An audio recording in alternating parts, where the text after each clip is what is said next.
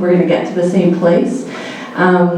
And I think that we support the same things.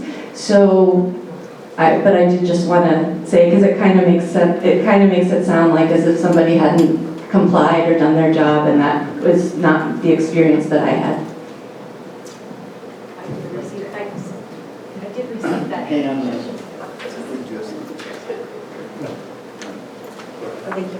I did receive the same information. Thank you for the clarification. I was referring to the abutting property owner as not being our, and that if we vacate right away, it turns over to Milwaukee County because of the owner of the land. We just got that information today. Great. So, again, I just wanted to point out that it wasn't because no one did their job or did not comply or.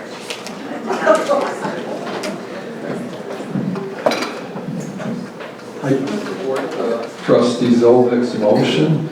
In addition, not to amend the motion, but after we make our decisions here, just also to move forward as part of the next phase is working with the environmental study group to set forth a management plan for the west side, taking in the wildlife and all the need to revegetate native vegetation and have a plan going forward for that area. That's my main concern, that we actually manage that in a proper environmental way.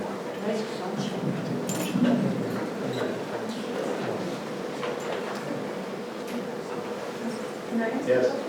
Don Powell, 4395. So, Trustee Mara, are you saying you want the road narrowed, or you want 6 feet, or what are you saying? I'm not saying anything on the width, I'm just saying whatever's left or what's there now needs to be managed. We kind of just let it go. I mean, occasionally we mow in, but we have a responsibility to probably revegetate and make sure we protect the wildlife in that strip of land, whatever's left or what. So if the road remained as is, we would just work with the parks people and maintain that habitat? Is that what you're saying? No. No. So the road should be what? I'm not saying anything about the road. I'm saying there's a need, even with besides all there is to manage that strip of land. Are you in support of what Trustee Rosa just said? Because if we can first get this area preserved, then wait to make a decision on the width of the road.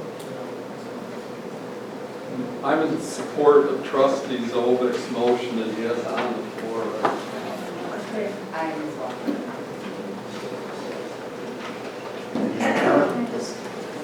I just want to point out, I don't know if this is working or not, it's not. Hello? Oh, that's me. I just want to point out that after our public meeting last June, and Paul came back and had a PowerPoint where he kind of said, let's just put development off the table. And I don't remember exactly when that meeting was. It was probably September or something like that. I just want to make the point that we never did take a formal vote on that.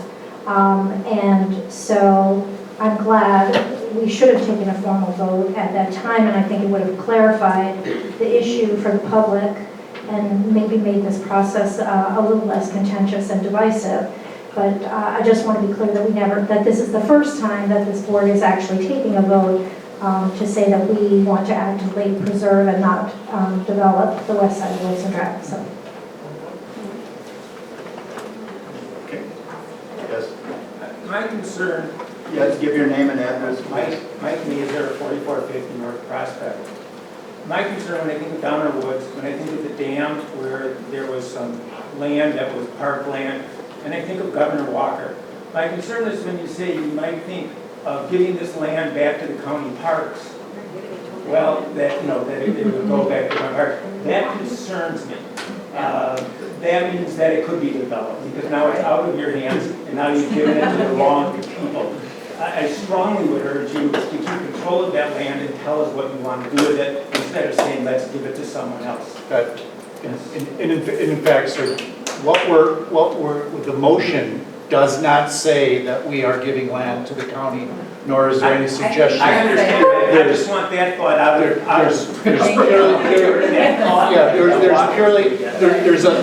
There's a state statute that says if a right of way is abandoned, that the land that is abandoned goes to the adjacent property owners. In this case, the adjacent property owner is the county.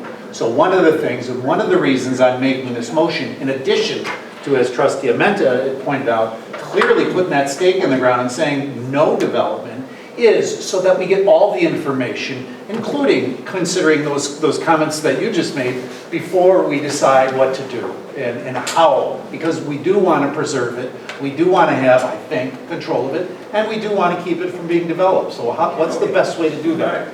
Regardless of whatever happens with the road, we've got this strip of land. So I would call the question if there's no more comments. Okay. I will call a question. Would you read the motion again? Sure. As a clear expression of the village board's commitment to preserving the green space on the west side of Wilson Drive, we direct staff to complete a full and accurate research into the various administrative options available that allow us to effectively restrict land use to preclude commercial or residential development along the west side of Wilson Drive, and report back to the board for consideration and action as soon as practicable. All in favor of the motion stated, say aye. Aye. Opposed? Passes. Okay, before we forward any other, or make any other motions on the roadway itself, perhaps I can just turn it over to Mary Beth Pettit and Grafe for an update and request Q&A from us. Sure, I'll just give a couple updates. So we did finalize the traffic report and submit it to the village for review prior to this particular meeting. One thing I wanted to point out is during the Q&A during the public meeting 2 weeks ago tonight, I said that the ADTs were from 2013 and they were not. They were from 2016, so that's an important point of clarification. The graph that was on the bottom of the slide that showed the traffic in the AM compared to the PM was from 2013 because we didn't have the 2016 breakdown. We did get that breakdown over the past week, and it does show the PM hours about 20% higher than the AM, so we have that updated data, but the actual ADTs were from 2016, so that was just a clarification. In reviewing the many comments received, I did want to point out that although we were aware of the police station, I'm not sure how that got misconstrued. We were aware of that. We were not aware of it seemed that there were likely some commitments made regarding parking and the Legion, at least in the comments. And so that has not been part of our dialogue in the design. So I would say that the design between Olive and Capitol needs some refinement regardless of what alternative moves forward. We need to look at access to the church and parking for the police station and parking for the Legion, get that worked out. I think that a lot of the task force focused from Olive to Glendale. And for those of us that reconstructed East Capitol Drive, we know darn well where the limit of East Capitol Drive is. So we know that we're rebuilding Wilson to that same limit. So I think there was just a little bit of miscommunication on that segment, so that needs some refinement. In response to some discussion with the board, we did look at, in the hybrid greenway alternative, looking at how we could add pedestrian crossings at both Alpine and Congress. And I do have that drawing with me that would show that. So basically it's adding pedestrian islands on both the north and south crossings at those two locations. So that is, we are able to accommodate that within the hybrid greenway option. There's a further impact to parking just to get the tapers in with the alternatives, but like I said, I have that drawing.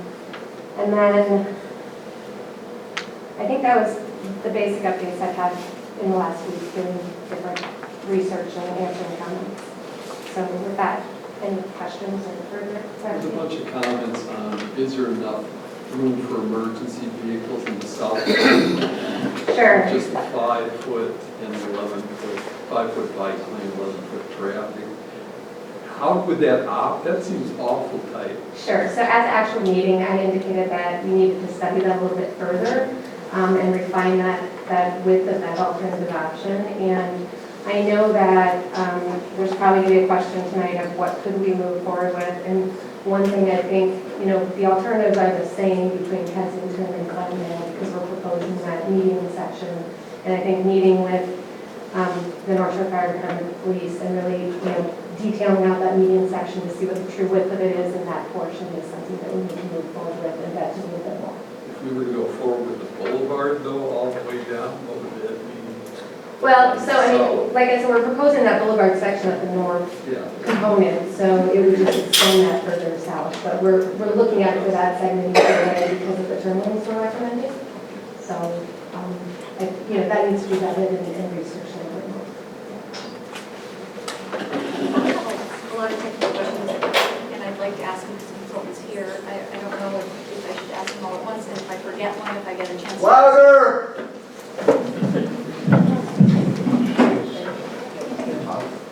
I have a lot of questions, just some technical ones that I wanted to ask the consultant. I want to make sure if I forget one and I ask it after my time's up, that people won't be upset with that. My first question is the cost. Are there any elements that would remain, that, in other words, wouldn't have to be replaced or relocated if you kept the boulevard option at 5 more feet, so the existing width of the roadway? So in other words, would there be any cost savings? And I know there's also costs of the pavement, but is there any cost savings for utilities or lighting, relocations, by keeping the width the same? Sure. So right now, we are assuming the movement of the storm sewer inlets in both alternatives because we're looking at moving the curb line. Right. So replacing those inlets and the connections to the main trunk line, if we were to leave the curb where it is today, if the condition is adequate, there could be a cost savings. Is it in here? Is there? No, because we're not proposing, well, the storm sewer cost is in there, so it would reduce the storm sewer cost as shown. And what about curb and gutter would have to be replaced regardless? Curb and gutter is in, because it's a full reconstruction, our intent is to replace the curb and gutter. Either way? Either way. Either way, same way, okay. And I should mention on the inlets, typically in a reconstruction project, we would be looking at the castings, replacing those as well. They're typically in a condition that we replace them, but the actual structure itself could potentially be saved if the curb line remains where it is. Thank you. And what about lighting? Street lighting? So the lighting, right now the lighting is unclear to me what the scope of the lighting even is, because if you'll notice the cost has a lighting cost, and it's the same in both alternatives, because it's not clear to me, and I had asked questions in correspondence of how the lights will be paid for, so, and somebody might know, are decorative lights being considered for Wilson, or are you sticking with the Energies type Cobra lights? Because those are kind of two different things. Well, Right, I don't think it's been studied yet, and that's why it's kind of a wash in both alternatives. So what I'm trying to establish here is, because we didn't have keeping the roadway the same with that scenario B with the boulevard down the middle, it's very hard to compare. It looks like the boulevard might cost more, but that's because there may be costs associated with moving that curb 5 feet. Whether it's moving street lights, because they have to be a certain distance from the road. Without doing a full, complete estimate, and knowing, and honestly, the cost estimate, I mean, there's a lot of contingencies in that cost estimate, because we haven't even evaluated, we haven't done the storm sewer design yet, so I actually don't know how many inlets are in the boulevard option, because it's estimated at this time. So to get into the details of $100,000 one way or another, we gotta take this design a heck of a lot further. Right. And a lot of people are hanging their hats on this estimate, even though I know they probably shouldn't. So I just wanted to be clear that when I did the analysis, when I was reading it, there are a lot of elements that I believe, we could save money on if the road was left in the same configuration and boulevard was added. So just that 5 feet. But I could be wrong. Yeah, I would want to put numbers to that. Absolutely, I think storm sewers may be the only thing you're potentially going to save. I mean, you're adding a whole median section with curb gutter. So I find that hard to believe, but that Okay. I'll let it out there. Okay, thanks. And then I do have a picture of the trees. Is it possible, can we show that? I have a question about the tree line. So there's existing trees that shade both sides of the street. They're mature, I don't know how old they are, I don't see Luann. Anyhow, so if we went with the narrowing version and we gained that 10 feet, and the visual will help you, what will we be doing with the trees? That is yet to be decided. Both, okay. I mean, the existing trees will remain. I mean, they're inside our curb line. But as far as will we be adding trees, what will we be doing in streetscaping and landscape design has not been done. Okay, and the reason I ask is because my assumption is some of the two things that the residents wanted, was safety and environmental, benefits. Some of the environmental benefits that we get from street trees lining a street would be lost if we did not replant them along the street, and I know there's a cost associated with that as well. So the narrowing option here, that is a cost that's not included at the moment, if that's what we plan to do in the future. And I would argue if that is or I would hope that if we did move it, we would replant more trees, because there's, statements out there by EPA saying that the foliage, of trees, the leaves themselves, catch about 30% of our, rainfall, depending on how mature the tree is. That reduces storm, pressures on our storm system.